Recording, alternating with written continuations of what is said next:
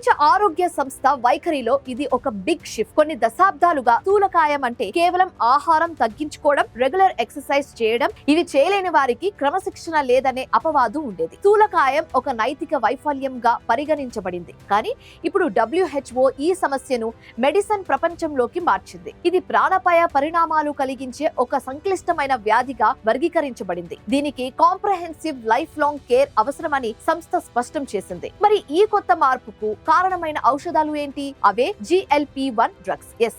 నిజానికి ఈ మందులు మొదట్లో బరువు తగ్గించడం కోసం తయారు చేయలేదు. రక్తంలో చక్కెర స్థాయిలను నియంత్రించేందుకు డయాబెటీస్ ఉన్నవారి కోసం అభివృద్ధి చేయబడినవి.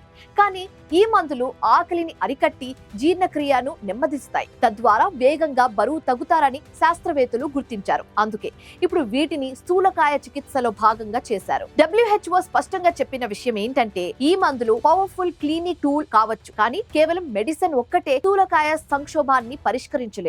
ఆహారం, వ్యాయామంతో కూడిన లాంగ్ టర్మ్ ట్రీట్మెంట్ లో ఇది ఒక భాగం మాత్రమేనని చెప్పింది.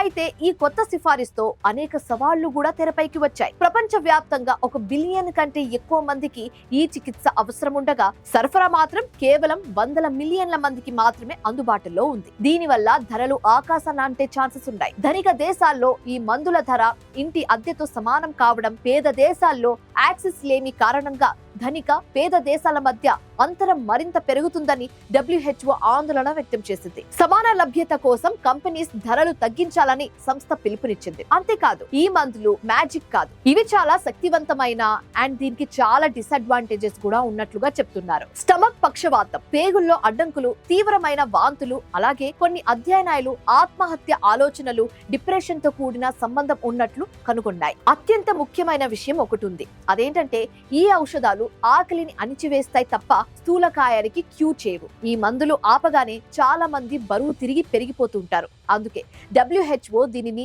లైఫ్ లాంగ్ యూజ్, అంటే జీవితకాలం వాడాల్సిన చికిత్సగా సూచిస్తుంది. స్థూలకాయాన్ని వ్యాధిగా గుర్తించడం ఒక పెద్ద ముందడుగు అయినప్పటికీ దీనికి సంబంధించిన అనిశ్చితులు, సవాళ్లు ఇంకా పరిష్కారం కాలేదు. పూర్తి వైద్య చరిత్ర తెలిసిన డాక్టర్స్ పర్యవేక్షణలో మాత్రమే ఈ ఔషధాలు తీసుకోవడం సురక్షితం.